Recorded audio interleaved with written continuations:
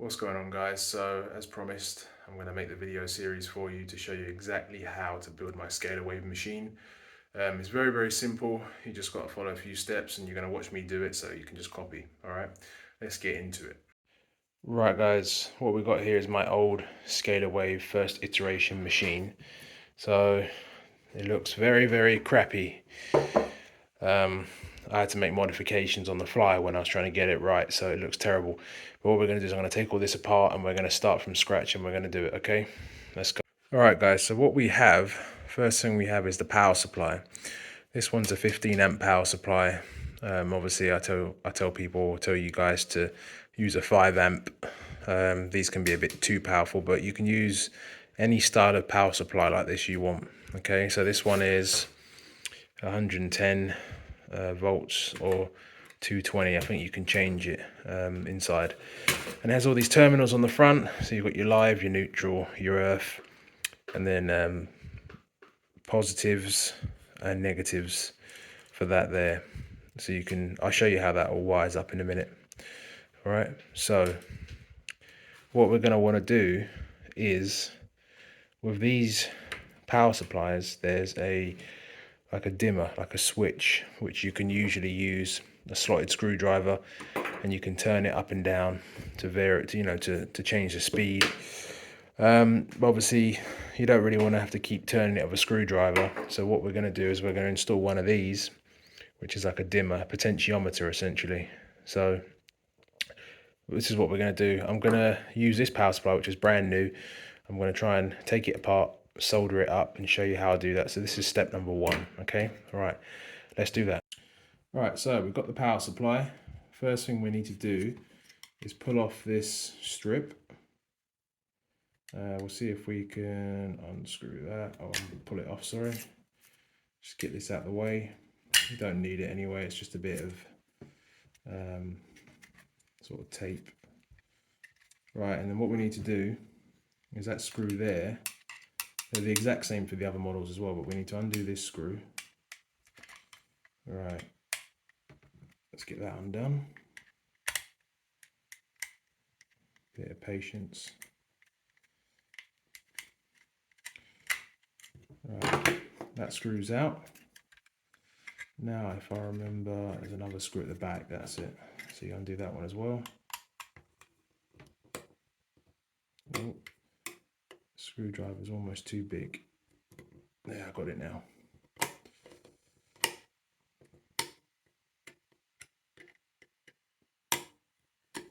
Let's try this one. That's it.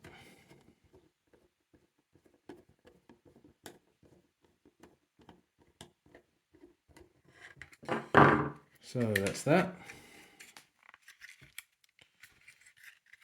This should just pop off. There we go. Right. Now what we're going to do is we're going to unscrew that screw in there as well. So we're just basically going to remove this circuit board. We're going to get this circuit board off out of this metal casing. It's going to make life so much easier when it comes to soldering, okay? Because it's very small, the area that we need to solder. There we go. So we've got that circuit board free now. So let's get that screw out. So it's just a circuit board. Right, on to the next step.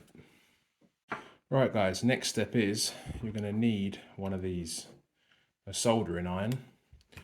You definitely need one of these, and what we're going to do is we're going to unsolder that potentiometer there. We want to get this out off this circuit board, okay? So we're going to unsolder it from underneath. We're going to heat it up first, get a little flathead screwdriver, and then we're just going to ping it off. All right, so let's get that going. Right guys, the soldering iron is pretty much hot. I hope you can see. So I'm going to start just gently pressing on this to just sort of try and redistribute the solder on this board. That's what we want to do.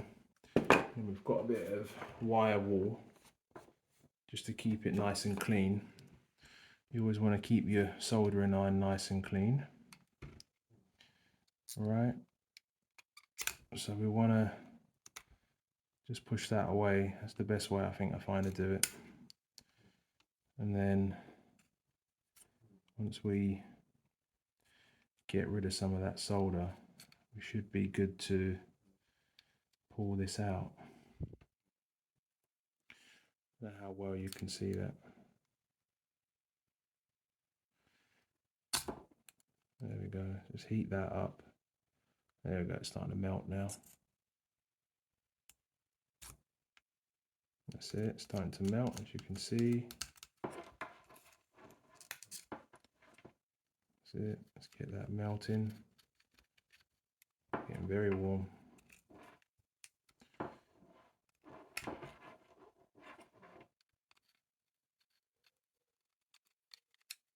Right, I'm going to get my other screwdriver now, just see if I can start to prise it off at the same time. Might take a bit of work to get it off. That's what we need to do. Right, I'll come back when I've unsoldered it. Right, so with a little bit of fiddling around, I've managed to pull it out, so you can see that now. I prized it out, and obviously you can see it's still a few bits of solder at the end. But what we're going to do is we're going to get a very fine piece of wire, and we're going to connect into those two little dots there. That way we can connect up and then use our potentiometer. You can have that somewhere as opposed to using turning it on the dial here. All right, so we'll get that going now. Okay, so what I've done is I've snipped a piece of wire, and some of the wire I'm going to cut off, which is this bit here, and I'm going to leave a thin few strands. I might even have to use less. And what I'm going to do is that's going to then be able to, because the hole is so small here, we have to make it very, very fine, just a few strands of wire to go in there, because we're going to solder that through into that point there. Okay, all right, I'll get back with you in a minute. Right, so we've got one in the front and one in the left hand side. So if you flip it over, you've got one at the front we just done, and then we've got one to the right of it if you flip it over. Okay, so we're going to solder this one now, and then that's the potentiometer part done. Right, so that's all soldered up. Again, I'm not the best at soldering, but I can get the job done. So that's all soldered. So from the front, you see one wire up there and one wire at the bottom. I could have trimmed off a bit more there to make it a bit neater, but it really doesn't matter because it's going to be tucked away and it's going to be hidden. So, and all you want to do is the other ends, you want to strip those so that you can connect those in. Okay, so that's this bit done. So now we've got it reassembled basically in reverse order. One screw there, one screw, and this just clips in to this bit here. Like I said, you could make that shorter or add a bit of solder on top, but as long as it's on the bottom and it's secure, just give them a little tug to make sure they're okay. And that's the power supply part done, literally. Right guys, so the next part you're going to need is a ZVS driver, just like that, 12 volts. So you're going to need one of those, and you're going to need a flyback transformer. This one I've snipped a bit short at the top. You're going to need a flyback transformer. Usually, if you look on AliExpress or something like that, you can buy this and this together. If you have any questions, just let me know and I can guide you in the right place to get one.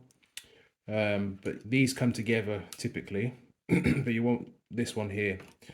As long as it looks like this, you're good as gold. All right. So I'm going to show you how to wire this up quickly. It's quite simple and it takes 2 minutes. So the first thing we want to do is take 2 bits of wire, cut them about however long you want, because you can design your machine however you like. I'm just doing this all for demonstration purposes. You can make yours a lot neater, you can make it however you like really, to be honest with you. But obviously get these, snip your wire ends, snip both ends of your wire like that. So these can be longer bits of wire, however you like. And then this here is the power incoming.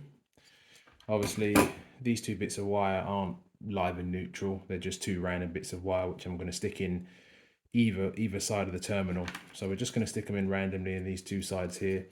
I think one side is positive and one's negative, but I can't actually remember which is which. So yeah, you'll find out when you go to turn it all on, and if it doesn't work, then you know that you've got the wires around the wrong way. So yeah, let's put these two wires into here, okay?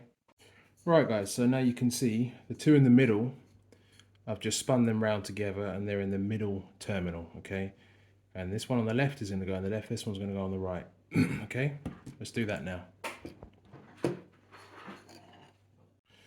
Right, now you can see how that looks. So that is done.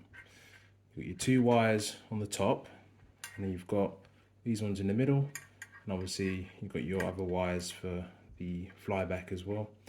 But now we're going to connect our two wires into the power supply, which is just